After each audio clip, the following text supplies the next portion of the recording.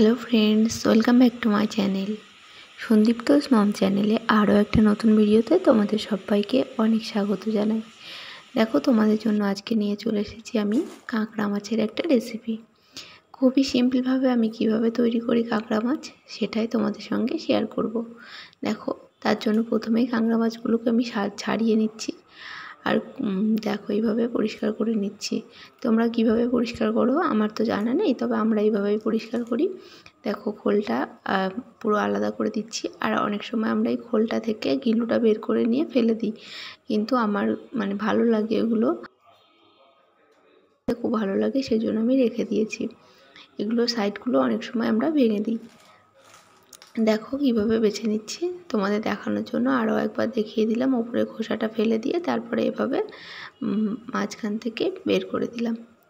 দেখতেই পেলে কিভাবে পরিষ্কার করছি।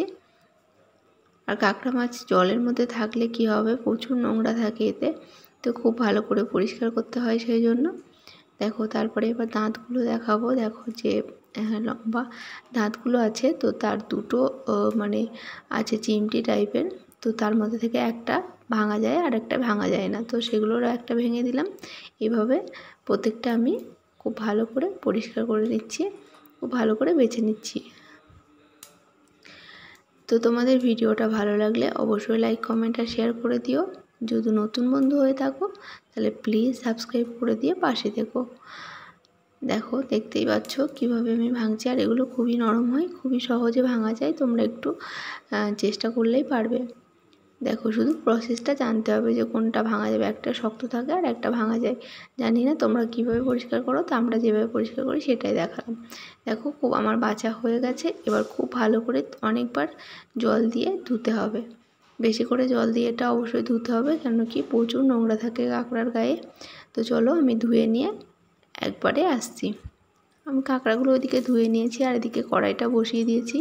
দেখো, কড়াইটা অনেকটা গরম হয়ে গেছে আর তেল দিয়ে দিলাম। এবার তেলের মধ্যে আমি দিয়ে দেবো আলু। দেখো, তেলটা খুব ভালো করে গরম হয়ে গেছে আর আমি এর মধ্যে টুকরো করে কেটে রাখা কিছুটা পরিমাণে আলু দেব। তোমরা যদি চাও আলু ছাড়া করতে, তো আলু ছাড়াও করতে পারো। তো আমি একটু আলু দিয়ে রান্নাটা করব। তেলের মধ্যে একবারে যে তেলটা দিয়েছি আমি, ওই তেলে পুরো রান্নাটা করব, সেই জন্য তেলের পরিমাণটা একটু বেশি দিয়েছি। তো দেখতেই পাচ্ছ, আলুটা দিয়ে দিয়েছি আর লবণ হলুদ দিয়ে আলুটা আমি এবার খুব ভালো করে ভেজে নেব।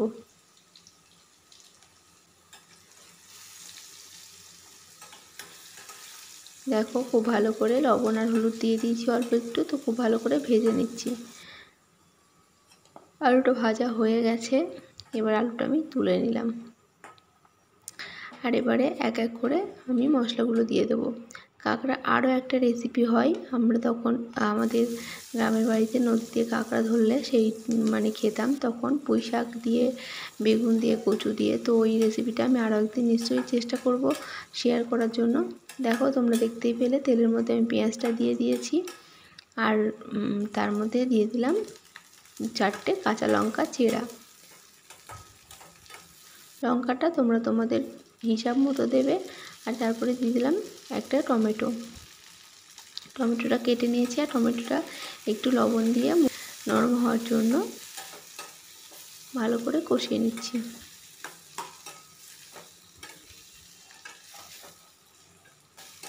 তারপরে দিয়ে দিলাম একটু আদা আর রসুনের পেস্ট, তো সেটা আমার দেখানো আর হয়নি, দেখতেই পেলে ওটা নেড়ে দিলাম। আর দিয়ে দিলাম 1 চামচ জিরে গুঁড়ো।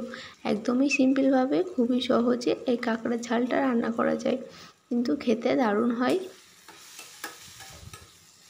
দেখো, মশলাটা কষানো হয়ে গেছে আর তেলও ছেড়ে দিয়েছে। এবারে আমি কাঁকড়াগুলো দিয়ে দিলাম আর কাঁকড়াগুলো দিয়ে খুব ভালো করে মিশিয়ে দেবো। তোমাদের সবার কাছে একটাই রিকোয়েস্ট, প্লিজ ভিডিওটা স্কিপ করো না, পুরো ভিডিওটা দেখো, আশা করছি ভালো লাগবে।